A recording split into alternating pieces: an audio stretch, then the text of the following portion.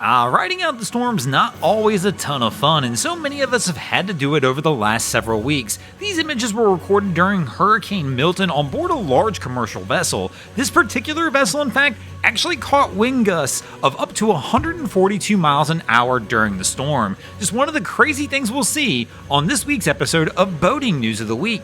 Our first story to make the boating news this week is going to take us over to Hawaii, where this was the scene just a few days ago, where 3 people had to be rescued by the Coast Guard from the Pacific Ocean after their vessel capsized. The rescue occurred this past weekend. The man was able to get a mayday call off, alerting the Coast Guard that his vessel had capsized and was sinking, but unfortunately he wound up losing all electronics before he could give the Coast Guard his exact location. The Honolulu sector of the US Coast Guard heard the call and wound up sending out planes and helicopters in a search and rescue effort to try and locate the capsized boat. Almost 5 hours later, a helicopter crew found the overturned vessel with 3 people on board clinging to the exterior of the hull, and none of the 3 at the moment they arrived were wearing life jackets. The Coast Guard helicopter crew quickly jumped into action, deploying their rescue swimmer to go over to the scene and assess what was going on. He assisted all 3 boaters into the basket, and one by one they were all pulled from the water and brought to the helicopter safely without injury.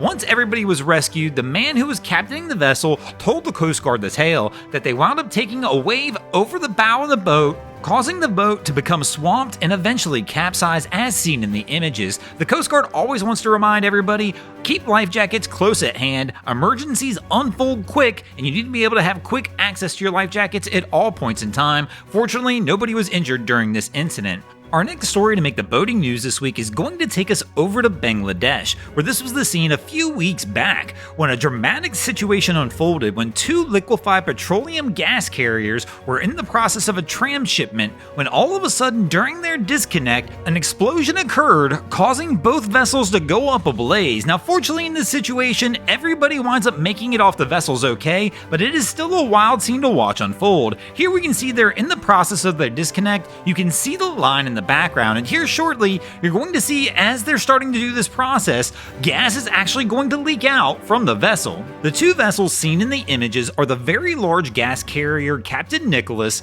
and the pressurized gas carrier BLPG Sophia.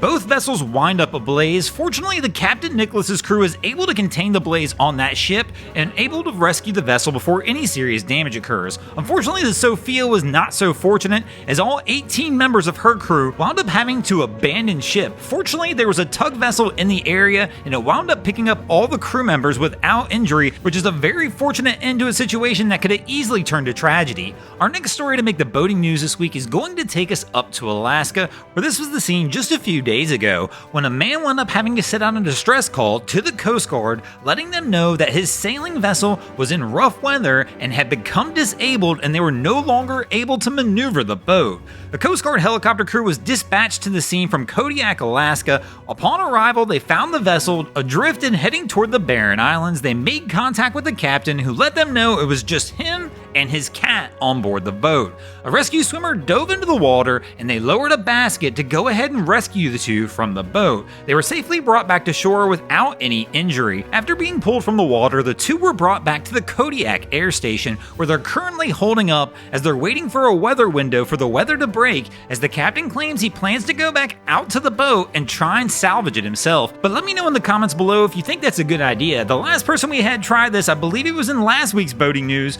went back out to the boat and the Coast Guard wound up having to go back out and rescue them again as the vessel found itself again in bad weather and disabled. Our next story to make the boating news this week is going to bring us back over to Florida, where this was the scene a few days ago over in Orlando. In fact, at the Disney World parks. I know that's not something you would expect to see on Boating News of the Week, but this is why it made it, as 2 vessels collided during their Phantasmic Parade celebration a few days back.